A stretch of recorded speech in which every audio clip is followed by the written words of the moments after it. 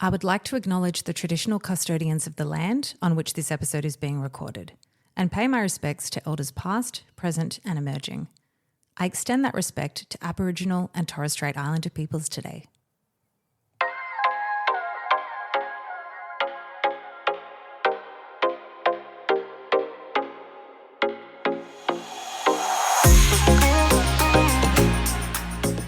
Welcome to Can I Get a Refill, the podcast that offers a nurturing and inspirational space for honest and open discussions around career aspirations, wealth creation, motherhood, healthy relationships with others and the self, as well as an emphasis on physical, mental, and spiritual well-being.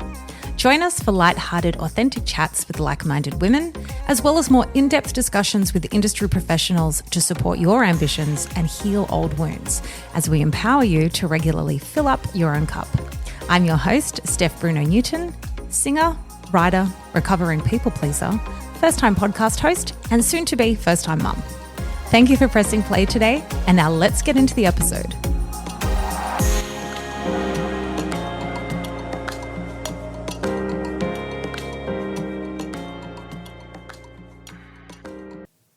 Hello, my friend, and thank you for pressing play on this episode of Can I Get a Refill?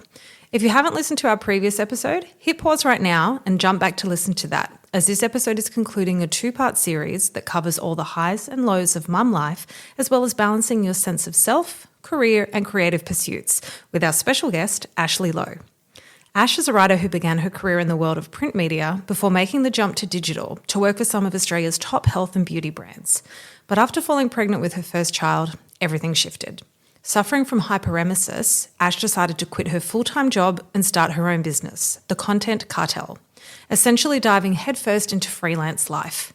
Fast forward nearly 5 years, post-COVID, and now with a second child in tow, Ash spends a lot of her time writing about the realities of motherhood and the intersection of creativity and identity during this season of life for her Substack publication, In the Thick of It.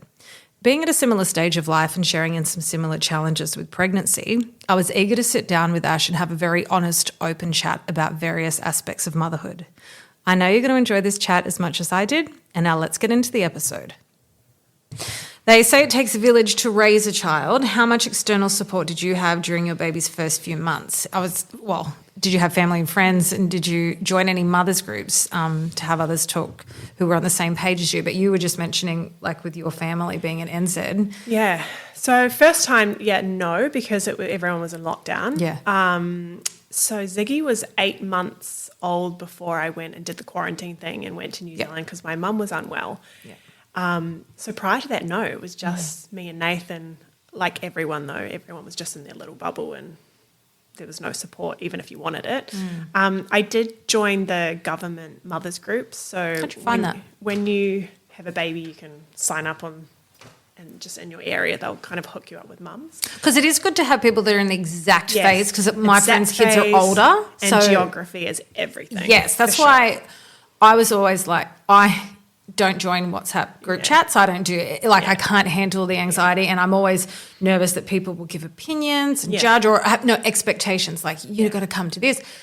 But then when we met the other couples in the parenting class, I felt really, really happy to meet them. They're in this area. I was talking to one yesterday on Instagram. She's only at Woolooware, and I was like, great, let's go do some walks together, because it'll be good to be like, hey, because we're all on the same boat. Yeah. And I was surprised that there were a lot of women more near my age, not really young. So I felt like it's good to meet other people who have no idea like me, and this is their first time right in this phase, whereas my other friends, their kids might be going into school, so I don't want to bother them. Yeah. So, I think that's why mothers groups are so wonderful, because you're at the exact same week, the exact same stage, because things change from month to month, and you could have a best friend with a baby that's 6 months older, and it's a it's a completely different life. Yeah. I also, because our families live in New Zealand, I was really keen to find mum friends.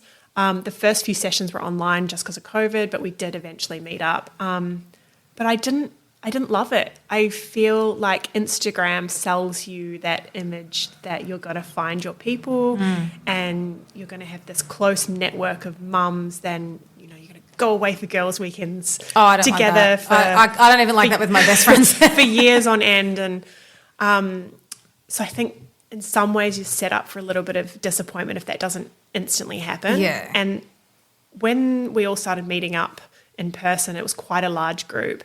And very quickly, it felt like there were offshoot conversations going on.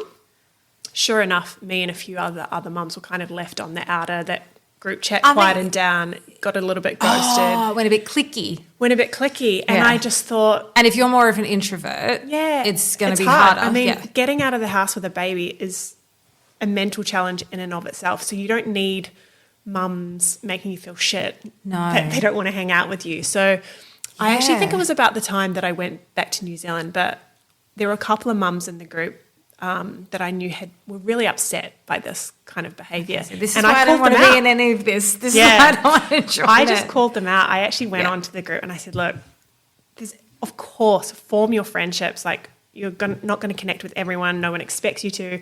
That's true. But it's this mean girl behaviour. You're leaving women out.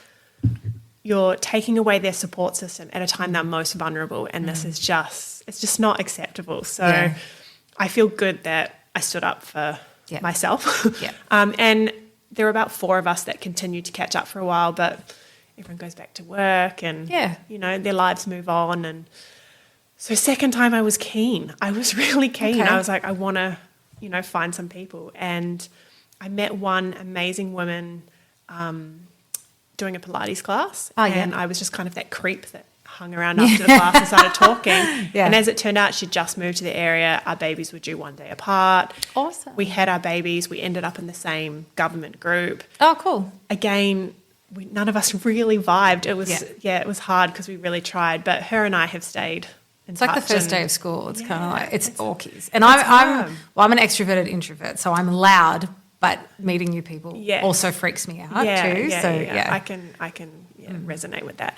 I just, I think don't put pressure on yourself with the mothers group thing. I think it's good to try because you never know. I'm going to push myself because I know even going from working in the office to working from home, Alan's always like, you're such on a high when you come home from the office because I've chatted with girls all day, you know. Yeah. So there's definitely, and I think maybe not in the early days too because you're just so consumed by the relentless nature of what you're doing. Survival mode in the beginning. It is, but once you start going out to parks and seeing people, I think it is like, I've met so many women just like, oh, so how old's your baby, you know, and just striking up conversation like that. And 9 times out of 10, they're just wanting to do the same thing. So just like, to chat at the swings or going for a walk together. It'd be nice just to chat things out. But I get a bit nervous with the pressure of keeping up with a group. I feel like I struggle to see my best friends. So I think if you've got family around, that's wonderful. I mean, first time, as I say, we didn't have anyone. Second time, all our family was here, which was amazing. In hindsight, again, I think what an amazing experience. But I also struggled at the time because I just wanted time with me and my baby. Okay, so and there was always someone there. I know that there's people who, especially family, who will want to be all up in my grill and helping, and it's coming from a loving place, and I get it. But I'm not good with all that interacting. I'm a very anxious person, and I just feel like I don't want to lose that bonding time with him and with. You know how you like re-fall in love with your husband when you're pregnant? Or did you go through that? Because I'm like so in love with Alan, like the beginning. Like I'm like, so it's so exciting watching him. You know, it's not even here yet, but like seeing him going into dad mode is really exciting. So I don't want to lose those special moments because I've got people wanting to come over and they're saying. I know they'll be saying because they want to help you, but I can't help but feel that it's because they want to be included too. But I'm just better when it's just me and Alan. So I will definitely bring people in, but when it's right for me. Yeah. So I think that's all you can do. I think you just set your boundaries up and, you know, if someone texts you, just don't text back or text them back and say, look, actually I'm having a rough day. Can you come tomorrow at 3:00? Yeah. Like it's just being upfront about it. And I think it's hard first time. Second time, I mean, as I say, we had all our family staying with us and it was great. But I even look back now and I go, I wish I'd advocated for myself even more and said, hey, could everyone just go away for like an hour so I can just have a nap with my baby? Yeah.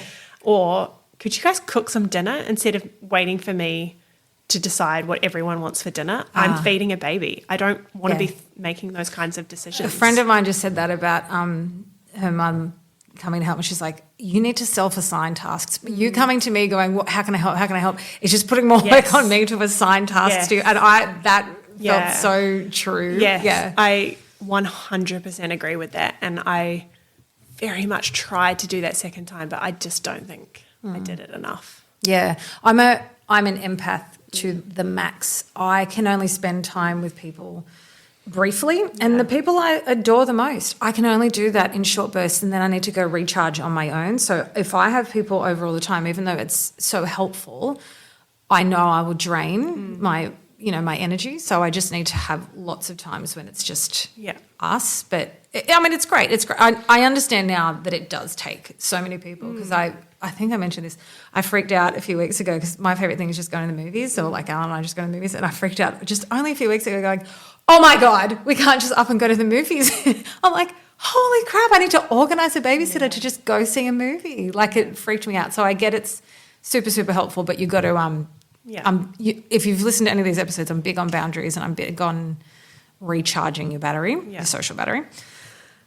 Did you experience any comparison paralysis as a new mum? And you did briefly touch on Instagram, and that was what I had written in my notes, because it is a snapshot, and I'm seeing people do so fucking well that I would worry. And the people I see online the most are my mum friends, because they're up at like 3 a.m. and you see them online. So I would imagine you're scrolling.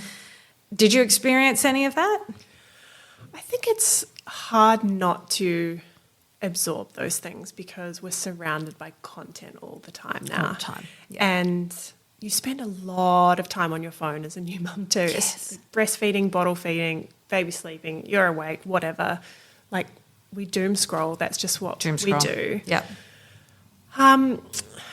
Look, I don't feel like I'm someone who generally compares myself to others. So I don't think I carried a lot of that kind of comparisonitis. Okay. But it's hard not to see it, I think, especially if you've had a really shitty day and you're like, oh, God, why have they got their shit together? Or how are they making the homemade bliss balls? And, but I think that's the pressure we put on ourselves, and it's just maybe validated by the external content that we consume. It is. It's really I did it the other week. I was so excited at all the cute clothes I bought, and then I saw another friend post the most gorgeous things, and I was like, oh my God, I haven't bought him any cute knits. And then I went on the Iconic and bought all these knits, because I'm like, my clothes that I got him are not aesthetically cute. And I'm like, that is so fucking dumb. Yeah. This child will not care the jumpsuit is in. He's probably going to... And I was texting a male friend the other day. He goes, I got to go now. My kid's just shat all up his back, all down his... like, seriously, why do I care about stuff like that? But I did, because this person has a very beautiful aesthetic that I compared. And I don't have a nursery. This kid's going to be in our room, and I'm totally happy with that now. But at first, I'm comparing myself... literally looking at people's nurseries, and I felt shame. Like, I had already failed this kid as a mum. Do you think this kid will give a fuck about the nursery? He won't know. Like, he's going to be interested in my boobs. You know? Like, he won't care. And that's why the parenting class helped me, because the woman was very grounded, and she's like, the best thing you can give your kid is time, eye contact. Like, so it's hard not to compare. It's hard not to. And it's also, like, nice to like nice things, or nice, like, we're allowed to want nice things. And I think especially with the first time, like, you'd really go all out. Like, there is something about dressing your baby up in a really cute outfit, and it's like having dolls again. Like, oh, that's so cute. Yeah, like, I loved my Cabbage Patches. Yeah, I think that's okay. But, okay, as you say, the kid's not going to know, and if you're feeling the comparison, just switch it off. Well, because I've always said that about the kids' birthday parties, like the first birthday parties being so... And if that's your jam and you enjoy it, great. But the amount of money and balloons that are landfill and, like, insanely expensive, gorgeous cakes, I'm like, I've already made a plan to not do that with my kids, because I loved the parties my mum would do for us with, like, the homemade cakes. Do you remember when I still do them with like the Jersey caramels and the snakes and the freckles. I did it for my brother and I last week, like literally just put freckles on the cake and candles. We would just do parties in the backyard, and I loved, the Maccas were so good in the 90s. I loved those birthday parties. So I can't help but think that those parties for a 1-year-old especially are not for the kid because they don't know what's going on. They're definitely more for the mums. So if that's what you enjoy, great. But for me, I wouldn't enjoy that. That would make me feel pressure to perform. So I'm just going to keep it like my Newtown friends, just low-key picnics and have you experienced any mum guilt or judgment from others in the choices you've made as a parent? Because our parenting classes did touch on questions like that. Oh, what would you say if someone was doing this and doing that? I said, I wouldn't give an opinion. That's not for me to say. And if someone comes at me judging what I do, I'll tell them to fuck off. Like, it's like, unless you're endangering a child, I don't want to hear the opinions. Yeah. The mum guilt thing is real. It's, again, I think something that we put on ourselves, though. It's the pressure that we place on ourselves, which is enforced by society for sure.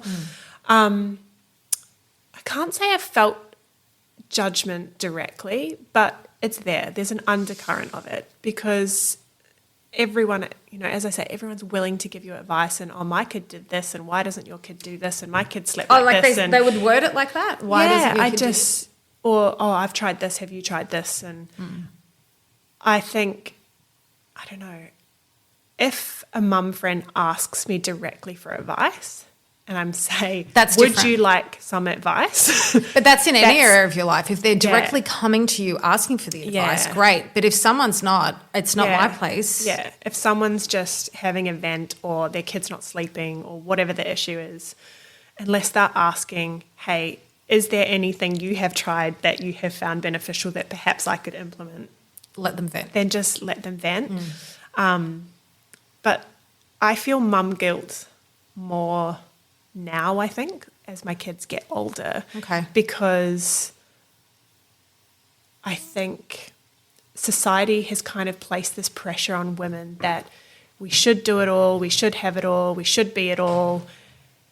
And apparently millennials more than anyone they're saying, because our mums didn't have, careers and side hustles. And like when I was in primary school, the mums never worked. They were there at 3 p.m. to pick us up. So I just think the pressure is immense. The pressure is immense. And I guess I feel the guilt because I'm quite vocal about I don't want to be with my kids 24/7. Oh, okay. So that's where my mum guilt comes from. Right. So it's not like... Because that's me and that's most of my girlfriends, and I will hold no guilt for that. I'm sorry. Like, I'm still Steph, even if I am someone's mum, and I will still want to go off on my own and do Steph things. Yeah. It's... I guess everyone has ages and stages they find more difficult, but I do. Like, I loved newborn stage. I love my babies when they were babies. It's relentless and physically demanding and the sleep and all of that. But I actually found it challenging once my babies were 12 to 18 months and they're starting to move around and they need more stimulation. And I don't want to sit on the floor and read the same book 412 times in a row. And they can't communicate properly, and then they get frustrated. And it's hard. And I thought that I would want to be more of just a stay-at-home mum, but I even remember with Ziggy, I think he was like 4 months old, and I was like, right, I need to get some work. Yep. I just need to engage my brain in a different way. So I think that's where the mum guilt. Well, absolutely. One of my girlfriends is like, I've lost the ability to like chat with adults because she was at home with 2 boys and her husband was traveling a lot. So I hold no guilt for that. I hope that remains that way. Yeah. And I think our generation is better at speaking about that, but there's still some Stepford brides who will cast judgment. Here's my concern. I think you might have written about it as well. This is what pisses me off with celebrity things. Every time you see a celebrity mum, what's that hot chick with the line down her stomach, Emily Ratajkowski or something? You know that model? I like her. I don't follow her because her flat stomach makes me feel bad about myself, but I like her. And every time she posts something, I like, and heaps of famous women, the comments from other women, why aren't you at home with your kids? Where are your children? Does this woman... Is she not allowed a day out or like a trip with her girlfriends, does that child have to be strapped to her hip? Nobody says that to men. Yeah. Nobody says to a dad, if he's out with the boys, where are your children? So the judgment is already there. We're nervous because we know it's there, even if they're not going to say it to us. We know people are thinking, why isn't she at home with the kids? I do think there's the flip side to that too, and I actually published an interview with a friend today about it, because there's a lot of judgment the other way. Like if you choose to stay at home with your kids, or you choose to, you know, run the household, and it's an anti-feminist movement. Like it's, why aren't you hustling, and why aren't you pursuing your career? Because that's what she wants. Yeah. And I think the important thing is the choice, right? So you either, doesn't matter what your choice is, as long as you have the freedom of choice to make that choice. Everyone should be dictating their own life. I touched on that in my very first episode about diving in and trying new things, and how I've always been obsessed with wanting to have a good career and wanting to do things, because I said my greatest travesty would be not trying things and living a mediocre life. But for me, because I have hunger for those things, but for someone who it is their goal just to be a mum, that's fucking awesome. And I want every woman to feel zero guilt in the choices she's making for her life. So someone judging someone who wants to stay at home, and then someone judging for not wanting to stay at home, the judgment needs to go. Yeah. I mean, it's always on women. And unfortunately, most of the misogyny I've received has been from other women, because they're brought up in this patriarchal society where they're just attuned to that's how a woman should be, always, making others comfortable. I think there's a lot of judgment and mum guilt that comes too from, especially our generation as millennials.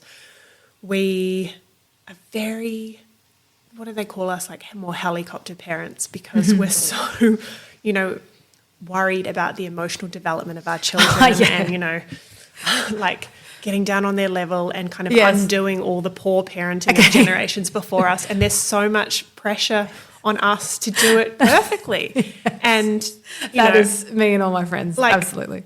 My husband says it a lot too. He's like, well, we all turned out all right. And I'm like, yes, we did. But we're all in therapy. But also, like, when we know better, we do better. Yes. But there should be some kind of happy middle ground of, you don't have to do it perfectly all the time, but there is a lot of guilt associated. I think there probably is. Like I said, if I get anxiety, I'm so panicked and I've already feel like I failed as a mum that it's passing through to him.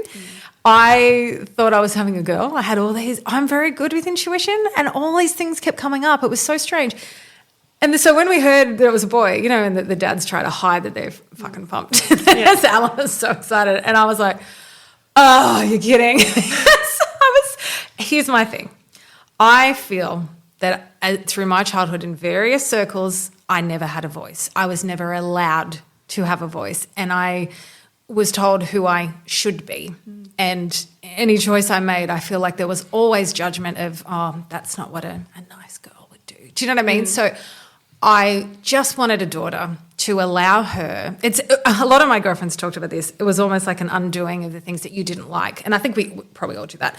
I just wanted a girl to allow her the opportunity to develop her own personality, not as an offshoot of me and like what my daughter should be, but just as her developing her own personality. And I wanted to see a girl have a voice. We grew up with Buffy the Vampire Slayer. We grew up with Charmed. We had the girl power movement. So I think there's probably a lot of women our age who felt that way.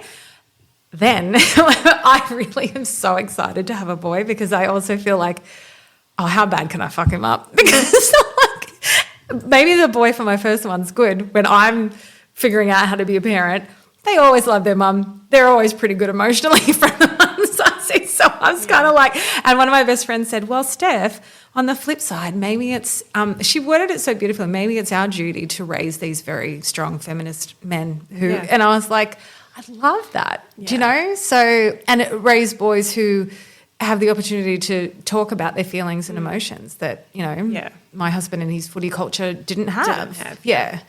But I totally digressed. You were talking about something, but I just thought with the gender disappointment thing, it was real, but now I'm like more excited. But, with the generations, I think that we're all like, we'll be better than our parents' generation in terms of talking about feelings and not talking like at children, but talking to them. Yeah. like getting on their level and letting them tell us how they feel, because we were just always sort of told, but there's the old school thing of, we all turned out all right, but, could have been a bit better. Could have been a little bit more emotionally stable. It could always be better. Yeah. All right. We sort of touched on this, but one of my biggest fears is losing my sense of self and having the sheer responsibility of motherhood impact my career. Well, a career and, just individuality, my independence. What have been your experiences with this? So you sort of touched on this already, about wanting to go back to work. This is very much what I write about. Yeah. This kind of intersection of motherhood and identity and we will link your articles in the show notes for everyone who wants to read. Because it's a very real issue that women face. And I think there are two sides of the coin. I think there are some women who we're told, you're going to change so much, you're going to change so much. And then they have the baby and they actually don't feel like they have changed that much. And that's great. But then I think there's also the other experience where you do feel this huge identity shift. And I definitely felt that. I felt like not a completely different person. I was still me, but me on another level. And were you happy and content with that, or did you feel I was thrilled to be a mum? It unlocked something in me, and I feel as though I am more confident in myself and more confident in advocating for myself, and I speak up more. Since becoming a mum. Good. I say what I think.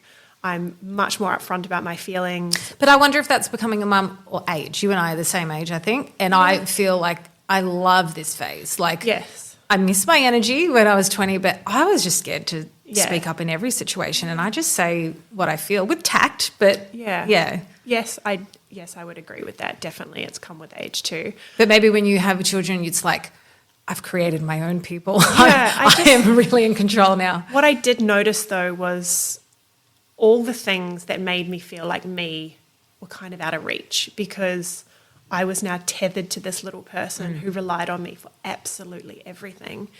And I was lucky if I got 20 minutes in my day where he was asleep and I could do something for me. And I breastfed both my babies too, so I couldn't just dump them and run. So even when they get a little bit older, you've got a couple of hours up your sleeve. Yeah. I don't know, I just felt like... But you're on borrowed time. Yeah, I felt like all the things that were me, so writing and reading and running, and it was just, they'd gone. And it took a while for me to find my way back to that. And it's probably never back to that. It's probably the new Ash, right? It's a new version of what you were. Why do you think I waited till my 40s? I could have waited still, but unfortunately there's a time limit, so I had to get going, but I still felt not done, and I felt like this pressure of cramming all singing gigs in and, things I wanted to do for me. And a friend of mine's husband said, it's not like you're going to die when you're a parent. And I was like, isn't it? Isn't it the death of my independence? Your priorities shift, and it's easy for men to say it. You have no choice but to kind of reshuffle your priorities. Yeah.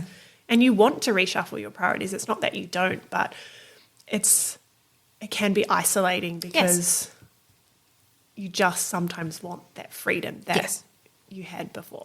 And there's nothing wrong with wanting that. Yeah. That is completely normal.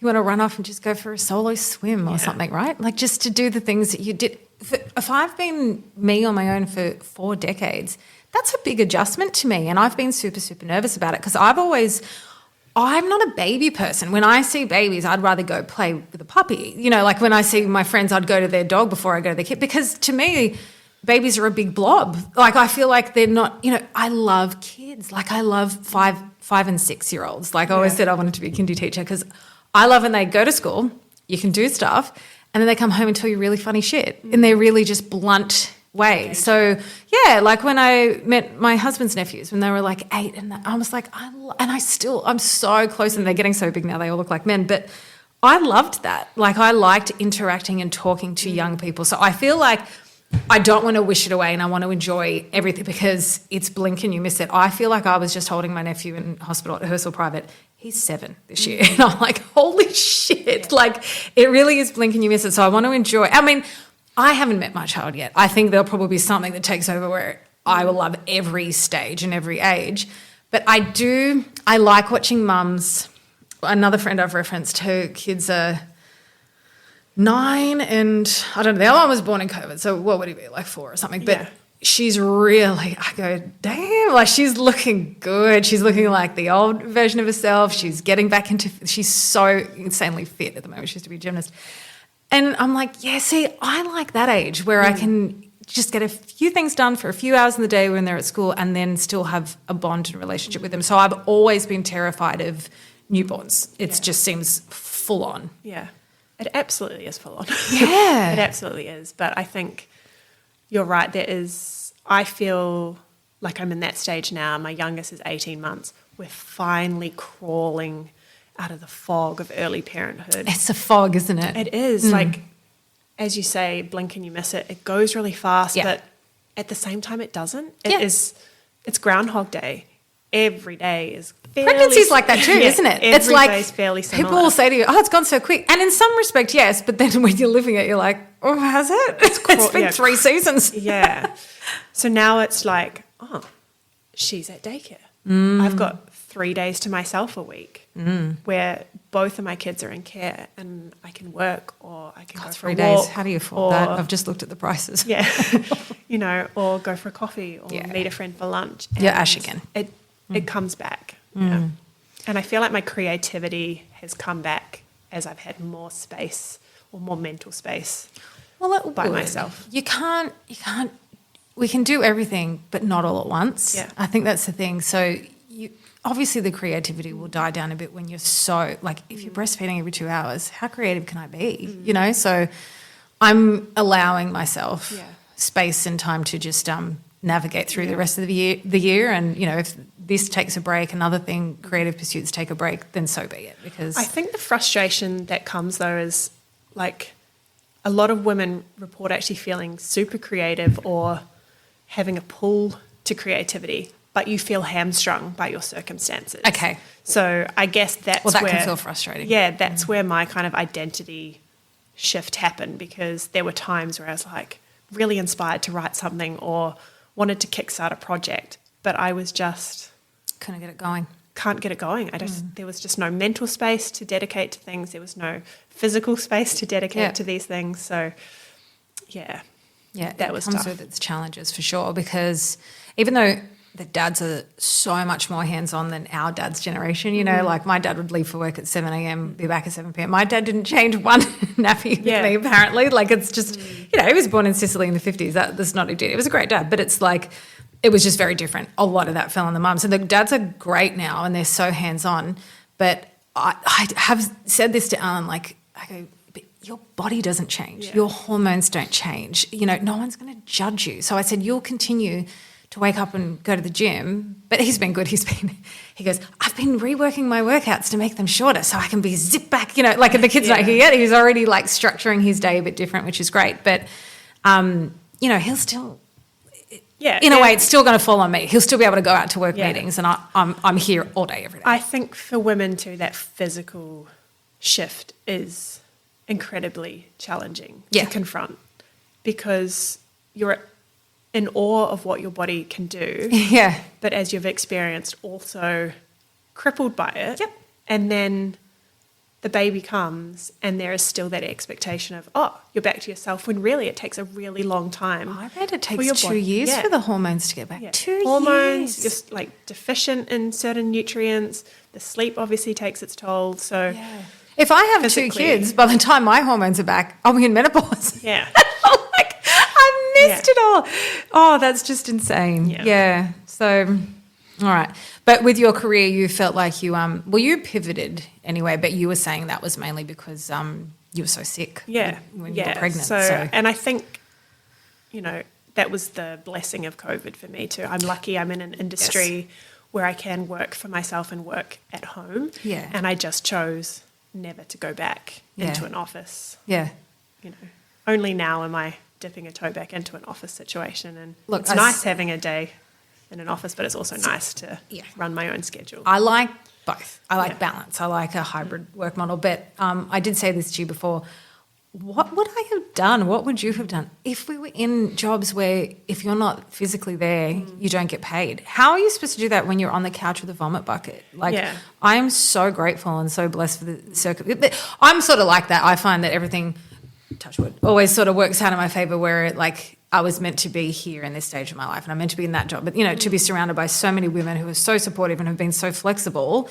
But I was like, imagine if you were still in retail and having to stand up. I worked with a woman once who was getting chemo for breast cancer all through, we worked at Myer in the city, and I was like, oh my God, she's like got to stand up on her feet all day, and she was wearing beanies, and I'm like, that's hard. So I know COVID wasn't great, but some aspects did benefit people in office work or No, but having employers who get it, or female, is all the difference. Like a man will never get it. And I never got it years ago until I went through it, how much support and flexibility you do need.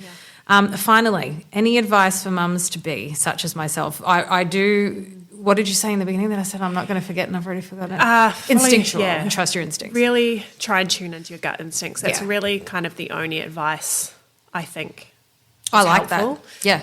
Because you can follow that no matter what, right? Yeah, you don't know how you're going to be when this baby's here. You don't know what the baby's going to be like. No.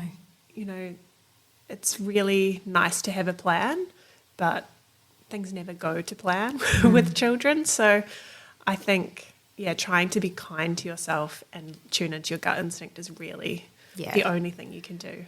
I think I'm going to have time off social media because I think it's going to make me go into a headspace that's not great for me if I'm tired and sleep deprived. So, but I really like that. I think that can be used for anything in life. Anytime.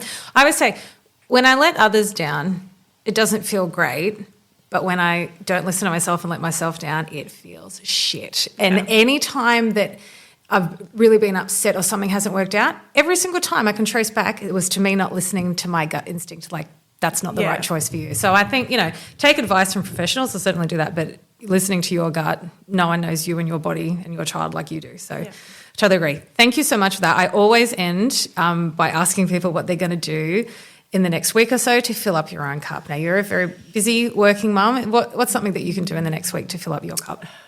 Look, I try and focus on something little each day. So we're really lucky this year we bought an infrared sauna.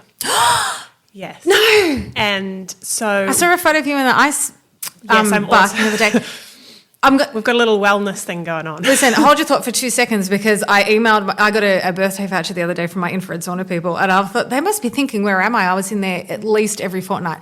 And I've emailed them going, can I use that for when I come back I'm going to come in August and do fortnightly appointments. And I said to them, they said, yeah, sure.